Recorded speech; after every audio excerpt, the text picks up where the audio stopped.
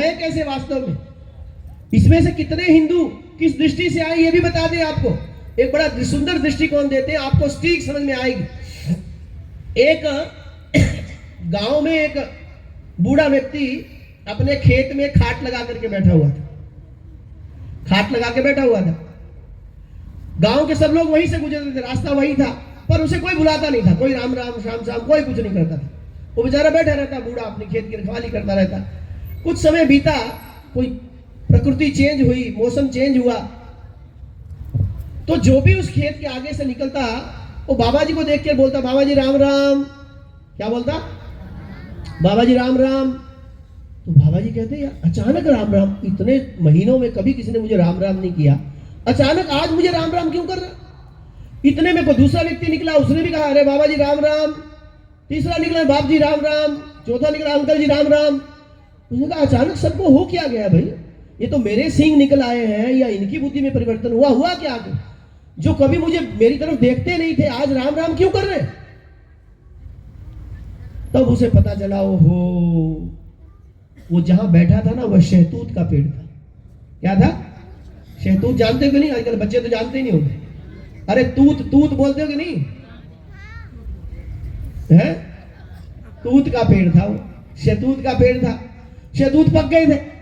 अब शहतूत बड़े मीठे होते, तो जो भी वहां से निकलता बाबा जी राम राम करके आ जाता पास में, देखा पक्के शहतूत लगे, तोड़ के खाता, बाबा जी को राम राम करता चला जाता।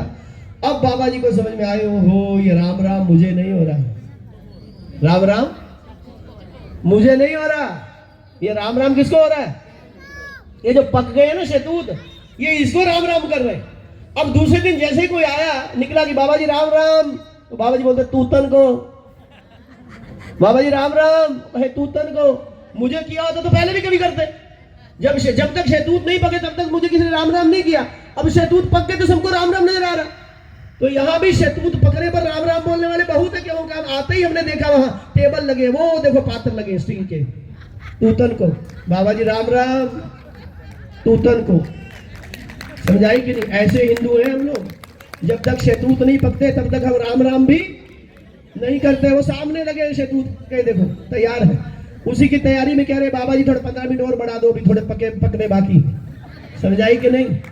ये है हमारे हिंदुओं का हाल।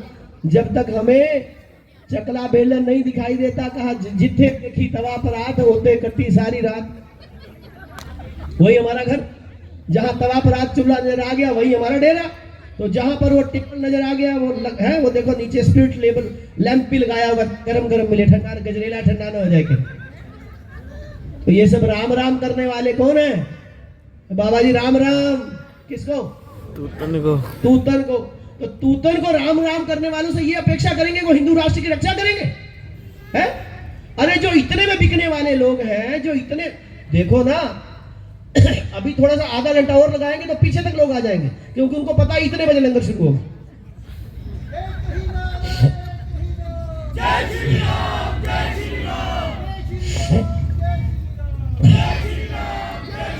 तो ये जो योजना बनाई गई, इसमें हमने देखा सब जगह लंगर ऐड किया गया। उसका कारण क्या है? यही कारण है, यदि हिंदुओं की संख्या बढ़ानी है तो तूत का पेड़ लगा दो, क्योंकि इसके बिना आने वाले, अरे जब अपनी रक्षा के लिए भी आप बिना प्रलोभन के एकत्रित नहीं हो सकते तो राष्ट्र की रक्षा कौन करेगा? कोई दूसरा आएगा, बाहर से आएगा? धिक्कार है ऐसे हिंदुओं को। क्या करेंगे ऐसे हिंदुओं की संख्या बढ़ा करके? जो तूतन को राम राम करने वाले, इनसे भारत की रक्षा की जा सकती है क्या? इनसे राष्ट्र की रक्षा की जा सकती है?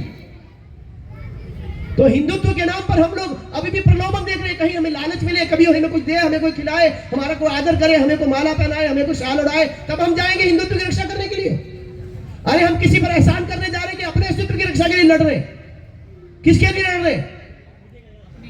अपने लिए, अपने अस्तित्व के, अपने बच्चों के भविष्य के लिए लड़ रहे। उसके लिए आपको कोई रोटी खिलाए तब लड़ोगे क्या? आपके घर की बच्चियां भाग करके मुसलमानों के साथ जा रही, कोई लंगर लगाएगा तब जाओगे विचार करने, विमर्श करने? है कहने को हम सब हिंदू हैं, अभी